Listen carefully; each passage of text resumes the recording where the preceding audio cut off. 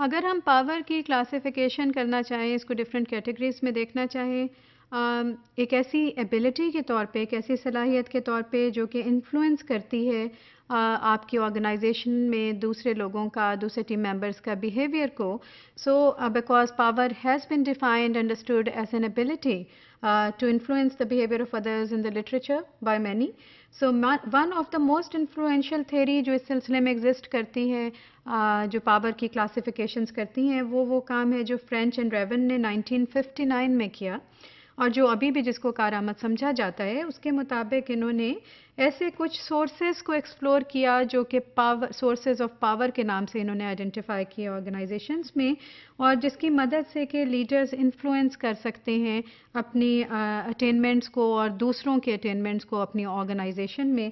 इनके जो वो सोर्सेज हैं, उन्होंने फ्रेंच और रेवन ने इनको 5 किस्म के सोर्सेज के तहत आइडेंटिफिकेशन की, और उन 5 सोर्सेज को उन्होंने 2 मेन कैटेगरीज में डिवाइड किया है. ये जो 2 मेन कैटेगरीज हैं, इनमें से एक है ऑर्गेनाइजेशनल कैटेगरी, और ऑर्गेनाइजेशनल पावर जहाँ पर हम देखते हैं इस कैटेगरी में हम पूरी ऑर्गेनाइजेशन का सिनेरियो समझने की कोशिश करते हैं. ऑब्वियसली इसमें फिर ऑर्गेनोग्राम आ जाएगा, ऑर्गेनाइजेशन की स्ट्रक्चर आ जाएगी, उसकी पॉलिसीज़ आ जाएंगी, उसमें जो लाइन ऑफ कम्युनिकेशन डेवलप्ड है और इस्टेब्लिश्ड है किस तरह से, वो आपको समझने की ज़रूरत पड़ेगी. यानी वो तमाम तर चीज़ें जो कि एक सिस्टम के तहत चलनी चाहिए, जिसके पीछे एक बाकायदा स्ट्रक्चर होना चाहिए, सपोर्ट करने के लिए मैकेनिज़्म होना चाहिए, रूल्स रेगुलेशंस होने चाहिए. वो तमाम तर जो अहलियत है या पावर है, उसको हम जो पूरी ऑर्गेनाइजेशन में एग्जिस्ट कर रही होती है और उसको रूल कर रही है, उसी की वर्किंग को इफेक्ट कर रही है, उसको ऑर्गेनाइजेशन पावर की कैटेगरी में लेकर आते हैं. जो 3 सोर्सेज उन्होंने इसमें कहे पावर के, जो किसी भी ऑर्गेनाइजेशन में की पावर में वो अहलियत लेकर आते हैं जिससे कि दूसरों की अटेनमेंट्स को, उसकी बिहेवियर को इन्फ्लुएंस किया जा सकता है. वो 3 सोर्सेज हैं, legitimate, reward and coercive. Legitimate यानी कि बाकायदा, जिसको कि सर्टन जॉब डिस्क्रिप्शंस के हिसाब से और ऑर्गेनोग्राम के हिसाब से एक आपने एक ख़ास लेबल टाइटल के हिसाब से अथॉरिटी, ऑर्गेनाइजेशन में अथॉरिटी दी गई है, ऑथराइज्ड हैं वो बाकायदा फॉर्मली कुछ भी करने के. रिवॉर्ड यानी आप किसी की अचीवमेंट के बाद उसको बोनस के ज़रिए से, उसको सर्टन रिवॉर्ड के ज़रिए से उसको अगर मज़ीद एम्पावर्ड फील कराते हो. Coercive, it can be really about your personal attributes, that how do you exercise that power. So some people are really too strong in that. Personal power is about your personal capacities and personal leadership style.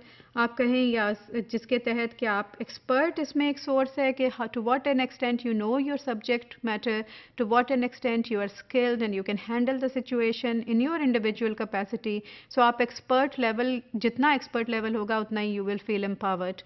And referent कि आप कितना अपने लोगों में आपके बारे में क्या ओपिनियन है, किस हद तक वो आपको काबिल भरोसा, काबिल एतमाद जानते हैं, because of being knowledgeable, because of being accessible, और there can be other reasons.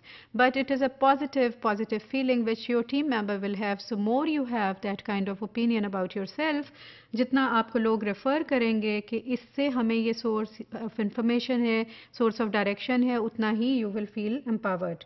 So these are the 2 categories under which 5 sources have been identified by French and Revan in their work in 1959. Generally जो personally sources of power होते हैं, they are more strongly related to employees job satisfaction.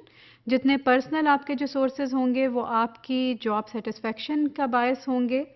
Organisational commitment level, कि आप कितना ज़्यादा अपनी organisation के साथ कमिटेड हैं, आपकी जॉब में परफॉर्मेंस क्या है. So these are more related to these factors then if you compare them with the organizational sources of power या power sources.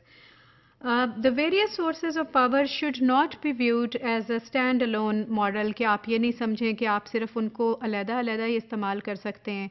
Legitimate can be used only as legitimate source of power and it can only be placed in the organizational power category. बल्कि legitimate को you can use with the expert, you can use as with the referent. So आपको इस वाली research में और educational theories में जितनी भी हैं उनको अगर आप मिलाकर चलें तो you will see कि आप इनको मिक्स एंड मैच के ज़रिए से किस तरह इनके कॉम्बिनेशन बना सकते हैं. जो इफ़ेक्टिव लीडर्स होते हैं उनको ये मालूम होता है कि इसमें से कौन से वाले मॉडल को या कौन से वाले सोर्स को मैंने किस तरह कहाँ पे किसी दूसरे के साथ मिलाकर इस्तेमाल करना है.